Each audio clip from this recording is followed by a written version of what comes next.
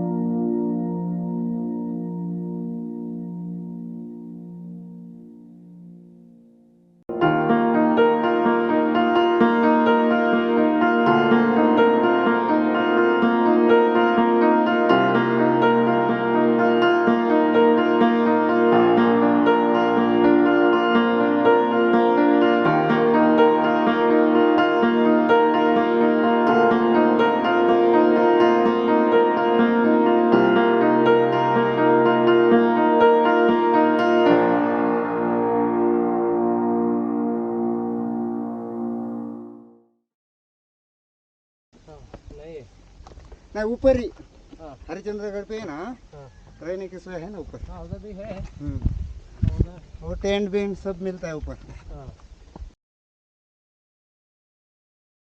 ഇങ്ങനെ ഒരു മനുഷ്യനെ ഇവിടെ വെച്ച് കണ്ടതുകൊണ്ട് ഞങ്ങൾ പകുതി രക്ഷപ്പെട്ടു. ഒന്നാമത്തെ കാര്യം കയ്യിൽ 600 രൂപ മാത്രം. പിന്നെ വേറെ പ്രശ്നം വെച്ചാൽ വഴിയിലങ്ങ് ATM ഒരു സംഭവമില്ല. ഇവിടെ വന്നപ്പോഴാണ് ഇവിടെ റേഞ്ചും ഇല്ല, വഴിയില്ല, ഒന്നുമില്ല. എന്തായാലും വഴി വെച്ചൊരു മനുഷ്യനെ പരിചയപ്പെട്ടുകൊണ്ട് പുള്ളി റെഡിയാക്കാമെന്ന് പറഞ്ഞിട്ടുണ്ട്. ഇനിയിപ്പോൾ പുള്ളിക്ക് ഹിന്ദി അറിയത്തില്ല, അല്ല പുള്ളിക്ക് കുറച്ച് ഹിന്ദി അറിയാവുന്നതുകൊണ്ട്, ഞങ്ങൾക്കും വളരെ കുറച്ച് മാത്രം അറിയാവുന്നതുകൊണ്ട് രക്ഷപ്പെട്ടു. എന്തൊക്കെയോ പറയുന്നുണ്ട്. എന്തായാലും കൊള്ളാം.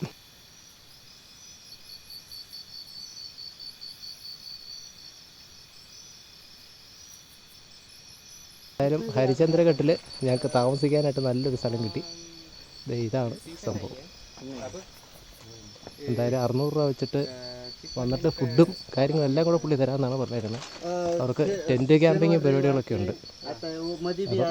ഇതിനകത്ത് കിടക്കാം എന്നാണ് പുള്ളി പറഞ്ഞിരുന്നത്. ഈ സാധനമുണ്ട് പുള്ളിയുടെ, ടെൻറ്റ് കാര്യങ്ങളൊക്കെ ഉണ്ട്.